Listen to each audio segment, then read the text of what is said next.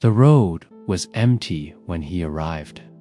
Only the wind moved through the grass, brushing against his sleeves as he stood at the gate, unsure if he should go closer.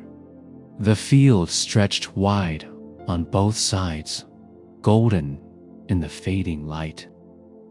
And in the distance stood the house, small, quiet, and strangely familiar. He hadn't seen it in years, maybe decades, or maybe only in dreams.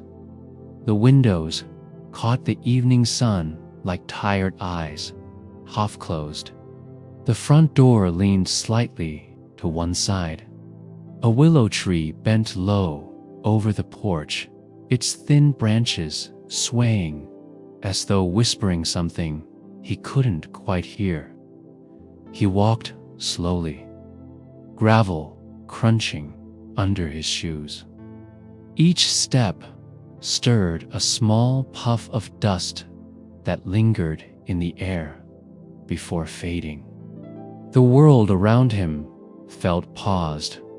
Even the birds had gone silent, as if the whole place was holding its breath. When he reached the porch, he noticed the faint smell of rain, though the sky was clear. The kind of scent that lingered from long ago, soaked into the old wood and carried through years of waiting. He ran his fingers along the railing. Faded paint. A notch he remembered carving with a pocket knife when he was young. He smiled a little. It was still there, inside, through the dusty glass. He could see a faint glow. A lamp, still burning. Someone was home. He stood there for a long time, heart steady but unsure, listening to the soft hum of the evening. Then, slowly, he reached for the door. It opened before he could touch it. Asterisk, the door creaked open, slow and careful, as if the house itself were waking from a long nap. Warm light spilled out dim, golden, flickering a little, like the memory of a fire. He stepped inside. The air was still. It carried the scent of wood smoke and something faintly sweet, maybe tea leaves or old honey. Dust hung in thin streaks of light that fell through the small window by the kitchen. Nothing had changed. Not the crooked table, not the chipped blue mug near the sink. Even the rug by the door still curled at one corner, the same one that used to trip him when he ran through as a boy. He placed his bag down and waited, half expecting a sound, a voice, a floorboard creak. But all he heard was the quiet tick of a clock somewhere deeper inside. He followed it. Each room felt like a page left open, holding stories that had never been closed. The living room still had the old rocking chair near the hearth. The back cushion sagged where someone once sat every evening, humming softly while the fire burned low. He touched the chair's armrest. It was smooth, warm from memory. In the hallway, a narrow mirror leaned against the wall. His reflection looked older than he expected, streaked with gray, eyes soft but tired. He didn't know what he was looking for. Maybe a reason for why the house still stood, or why the lamp was still burning. The ticking led him to a small room at the back. The door was half shut. Light leaked through the crack, faint but steady. He pushed it open. Inside was the clock, and beside it, an old desk. On the desk, a framed photo of his younger self, standing in the same field outside, with a girl beside him, her face half turned toward him, laughing at something he couldn't remember. The photo was covered with a thin film of dust, but it hadn't faded. Neither had the feeling it brought, the sudden, quiet ache of a name on the tip of his tongue. He sat down on the edge of the bed, staring at the photograph. Outside, the sky turned soft and gray, and the first sound of rain brushed against the window pane. For the first time that night, the house felt alive again. Asterisk, the rain came gently, like a sigh. It tapped against the glass in a slow rhythm, filling the room with a soft, steady hush. He watched it gather into thin trails that slipped down the window pane, catching the faint yellow light from the lamp. The house seemed to breathe again. The walls creaked. The old floor murmured under his weight. It was the sound of time moving quietly through old wood. He turned the photograph over. A few words were written in faded ink. "For when you come back." His chest tightened. He couldn't tell if the ache was from sadness or relief. Maybe both. He sat there a long time, the lamp flickering beside him. The rain grew heavier. The air cooled. He could almost hear her laugh again, the girl from the photo echoing faintly through the memory of summers long gone. Back when the field outside was brighter and their days stretched endlessly, filled with small things that felt eternal at the time. He closed his eyes. The memories came in fragments, running through the tall grass. The hum of bees near the orchard, her hand brushing against his as they climbed the fence. The way the light turned amber before evening fell. Then, one day, she was gone. He had left soon after, without meaning to. The world had called him forward, and he hadn't looked back until now. Thunder rolled far away low, lazy, unhurried. He stood, walked to the window, and opened it just a little. The smell of rain swept in, damp and clean, carrying the scent of earth and the faint sweetness of wet leaves. He could see the field beyond the fence, and for a moment it looked almost the same as before, untouched by years. Somewhere deep in the house, a door creaked softly. He froze, listened.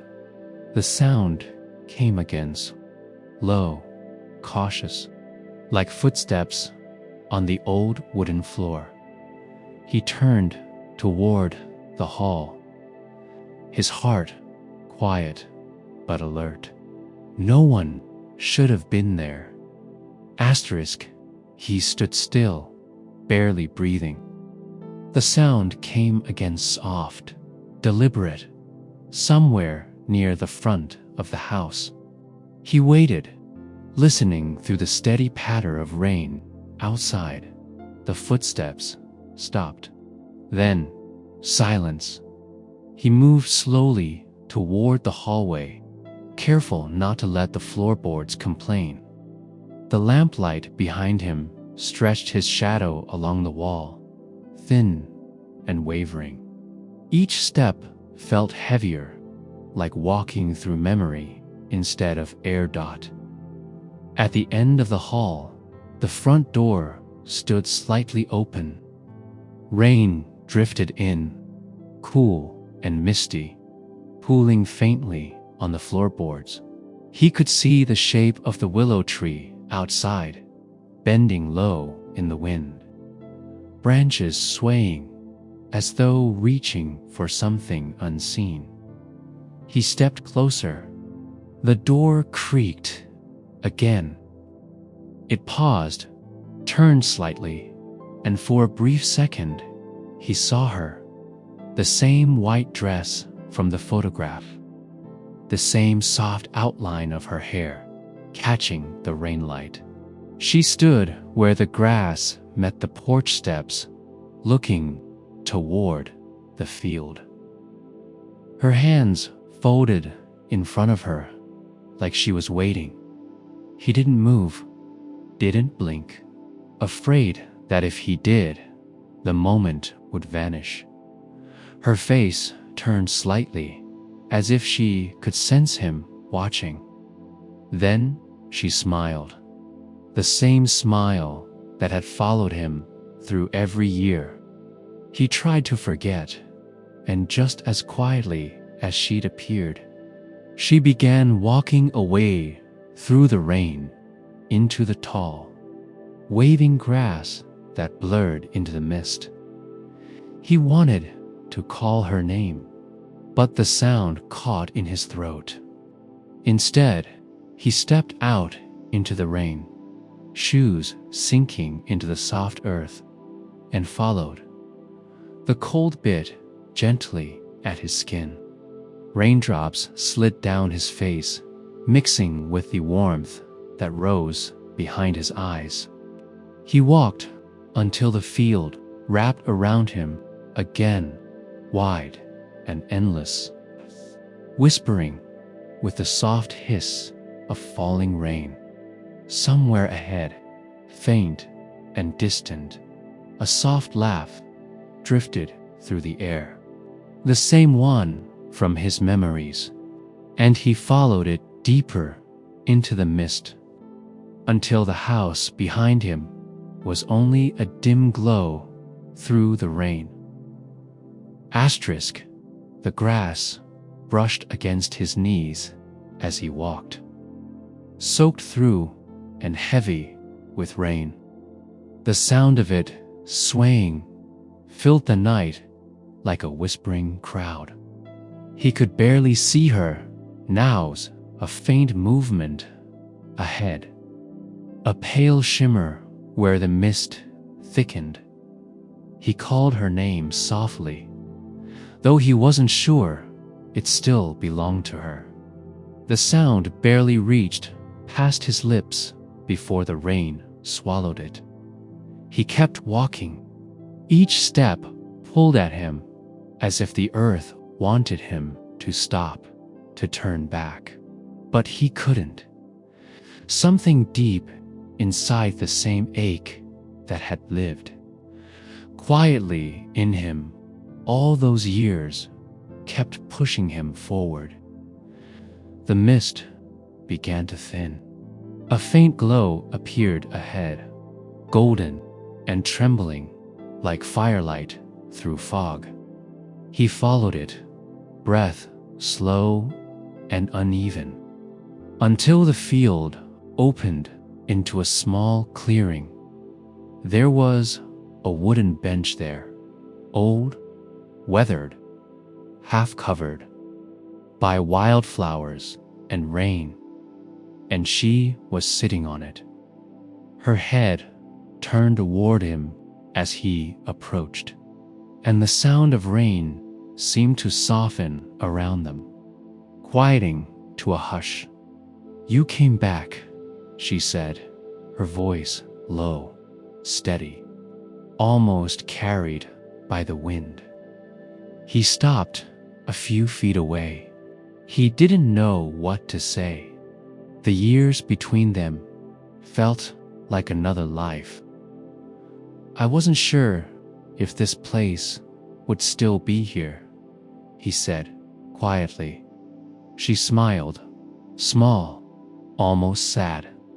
It's been waiting, same as I have. He took a step closer. The mist curled around her like breath. Her face looked exactly as he remembered, untouched by time. But there was something else, too, something distant. Like she was here and not here at once. He wanted to reach out, but his hand trembled mid-air. You look the same, he whispered. She tilted her head. That's because you're still seeing me from back then. He let out a soft laugh, though it broke halfway. I thought I imagined you. Her eyes drifted to the field. Maybe you did. Maybe I imagined you, too. The silence that followed wasn't heavy, it felt gentle, almost warm. He sat beside her, close enough to feel the cool air where her hand rested on the bench. They didn't speak for a while. The rain slowed to a drizzle, falling in soft, uneven threads. Then she said, almost to herself, "Do you remember what you promised me?" He looked at her. No. Remind me. She turned to him, eyes soft as dusk. You said you'd come back before the house forgot your name. House forgot your name. The words lingered in the air, quiet and heavy, with something almost tender. He looked down, tracing the edge of the bench with his thumb. The wood was damp, rough beneath his fingers, but real, just like her voice. Just like this moment. I said that, he asked softly. She nodded, watching the rain trail through the grass. You did. You said it like a secret. Then you left before morning came. He closed his eyes, remembering the day. The open road, the restless need to see what lay beyond the hills. He'd promised he'd return once he found something worth bringing back. But the years had passed too quickly, and he never found what he was searching for. I didn't think you'd wait, he said. I didn't, she replied. Not at first, but the house did. And I stayed close, just in case. He turned toward her. How long have you been here? She smiled faintly. Time doesn't move the same for me anymore. A chill moved through him, not fear, just the slow recognition of what those words meant. He studied her face again. The edges of her outlines seemed to waver slightly in the mist. The rain didn't touch her hair or her shoulders. The drops slid through her as if through air. He felt his throat tighten. You're not, she looked at him gently. Not the way I used to be. He swallowed hard. The words didn't come easily. For a long moment, they both just sat there, listening to the quiet rhythm of rain against leaves. The field seemed endless around them. The world outside the mist had gone completely still. Finally, she said, You always thought the world would forget you if you stopped moving. But this place never did. He could almost feel warmth radiating from it, faint, like sunlight behind a cloud. "I wanted to see you again," he whispered.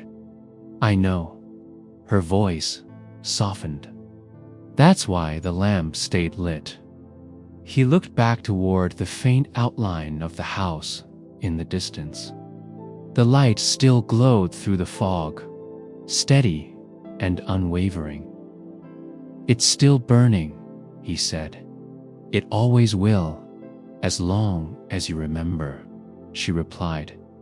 He turned back to her, but the mist had thickened. Her shape was fading, edges dissolving into the air. "Wait," he said, rising to his feet. "Don't go yet." She smiled, that same quiet smile from years ago. "Come back inside," she whispered, "before the light goes out." And then she was gone. Only the rain remained, gentle, endless, falling across the quiet field. Asterisk, he stood in the rain for a long time, staring at the empty bench. The mist shifted slowly around him, erasing every trace of her. Only the faint warmth of where she'd sat lingered, a small, impossible thing, fading with each breath of wind. He turned toward the house. Its glow still shimmered faintly through the fog, the single lamp by the window holding steady against the night. That small light felt like a heartbeat calling him home. His clothes were heavy with rain when he reached the porch again. The air smelled of wet wood and soil. He stepped inside, closing the door behind him, and leaned against it for a moment, eyes closed, letting the silence settle around him. The lamp on the table flickered once, as if acknowledging his return. He took off his jacket and hung it over the same chair by the hearth where she used to sit. The air inside had grown warmer somehow, faintly alive again. He moved through the house slowly, touching the corners, the door frames, the old marks carved into wood. Everything seemed to hum with faint memory. The rain on the roof sounded softer now, like it was keeping rhythm with his breathing. In the kitchen, a single cup waited on the counter, the blue one with a chipped rim. He reached for it, running his thumb along the rough edge. When he lifted it, he noticed something inside. A folded note. He unfolded it carefully. The paper thin and slightly damp from the air. The handwriting was hers. He would have known it anywhere. "If you find this, it means you finally came home. Don't be afraid of what's gone. The house remembers. The field forgives. Sit by the fire a while. You don't have to leave again." He stood there for a long time, the note trembling slightly in his hand. Outside, the rain began to slow, falling now in soft, uneven drops that faded one by one. He walked to the living room, set the note on the table beside the lamp, and sank into the old rocking chair. The wood sighed under his weight. The lamp's glow stretched gently across the room, flickering like the last ember of a long-forgotten day. For the first time in years, he let himself rest. No plans, no roads, just the sound of the quiet house breathing around him. Somewhere deep in the walls, the clock ticked once more, steady and calm, and if he'd listened closely enough, he might have heard it, a faint voice, warm and distant, whispering through the stillness. You came back before the house forgot your name. Asterisk, he woke some time later to the sound of the wind easing. The room was darker now, the rain gone, replaced by the soft drip of water falling from the roof. The lamp still burned, but lower, its glow deep and amber. He blinked slowly, feeling the stiffness in his shoulders. The rocking chair had stopped moving, but the air still seemed to sway with a quiet rhythm of memory. The note lay open on the table. He reached for it again, tracing the edge with his finger. The words looked faintly different, now like the ink had softened into the page itself. He smiled, a small, tired smile. The kind that comes when something inside finally lets go. He stood and walked toward the hearth. The ashes from long ago still sat there, pale and cold. He gathered what little kindling he found near the wall and struck a match. For a second, the flame trembled weakly, then caught. Orange light filled the room again, slow and gentle. The sound of the fire cracked through the quiet like an old friend clearing their throat. He sat near it, hands outstretched toward the warmth. The smell of smoke carried through the air sharp, real, grounding. He could almost hear her voice again. It came softly from somewhere between the flickers. Do you remember, she said, the first time you built a fire here? He nodded, though no one stood beside him. I couldn't get it to light, he murmured. You laughed at me. The flame popped once, as if answering. He looked into it for a long time, watching shapes shift and blur mirrors curling like memories, faces half-formed in the light. Her laughter seemed to echo faintly through them. He leaned back, breathing slowly, the fire painting his face in warm color. The whole house seemed to ease with him. The beams no longer creaked. The air no longer held the ache of emptiness. Even the floor felt solid beneath him again, as though time itself had stepped quietly aside to let him rest. He closed his eyes, and for a moment, he wasn't old or lost or late. He was simply their home, safe and forgiven. Outside, the mist had lifted. The moon came through, faint and blurred, spreading pale silver over the field. And through the open window, the wind carried the faint scent of wildflowers and rain. He thought of her, how she had waited, how the house had kept her memory alive when he could not. And as the fire burned low, he whispered, "Thank you for leaving the light on." Asterisk, he must have fallen asleep by the fire. When his eyes opened again, The room was washed in early light, soft, quiet, almost shy. The air held that clean stillness that comes after rain. When everything smells new, even what's old. The lamp had gone out sometime in the night.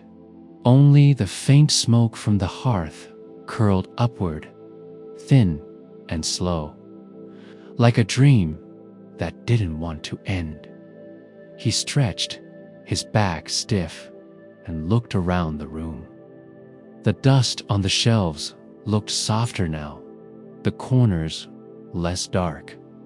Something about the house felt lighter, as if it had exhaled. He walked to the window. The field outside was bright and open again. Every blade of grass glimmered with dew, and the willow tree near the porch swayed gently in the breeze. The world felt fresh, awake dot for the first time. The silence didn't feel empty. It felt full of her, of laughter, of the life that had once lived here. He opened the door and stepped out barefoot. The ground was damp and cool beneath his feet. Each step left a faint imprint that disappeared almost instantly under the sun. He walked to the edge of the field, where the tall grass met the open sky. The morning light touched everything, the bench, the distant hills, even the thin trail leading back to the road he'd once taken away from here. He stopped at the bench. Drops of dew clung to its surface, shining like tiny beads of glass. He ran a hand over the wood.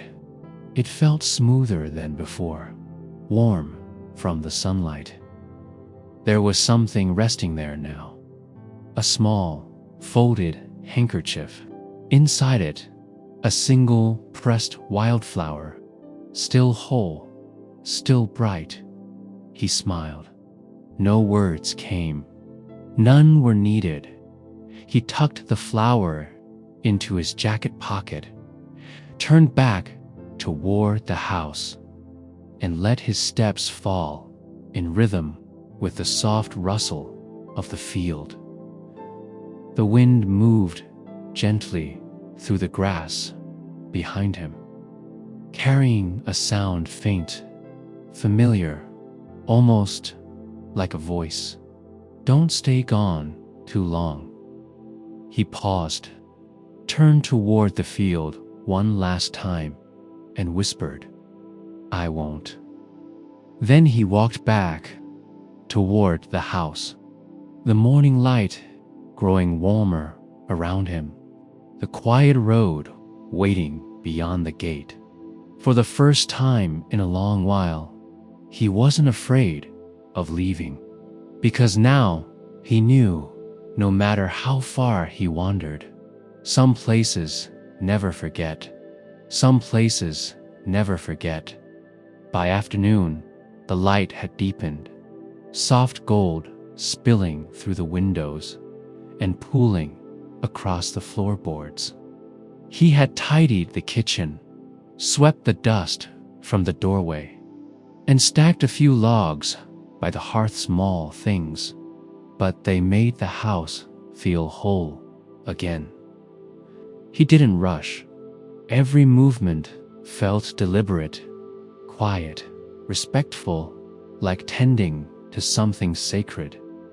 When he finished, he sat by the window, looking out toward the open field. The world beyond shimmered faintly in the warmth. The willow tree swayed just enough to cast moving shadows on the porch, the kind that never seemed to end, even when the wind paused. The house breathed with him now. Its sounds were gentle, again wood settling, the faint hum of the clock, the sigh of curtains brushing the sill. It was as if the walls remembered how to rest, too.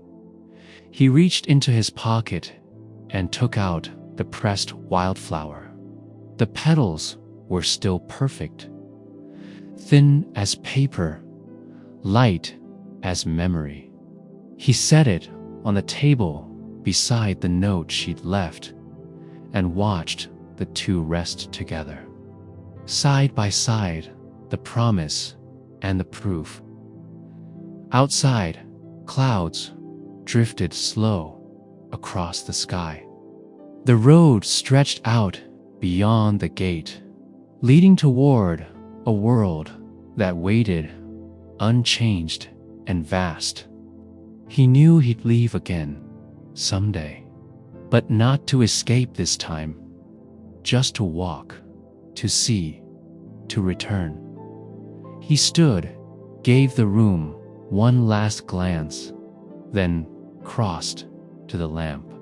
The same one that had waited all those years. He touched its base lightly. It flickered once, steadying into a calm glow. "I'll be back soon," he whispered.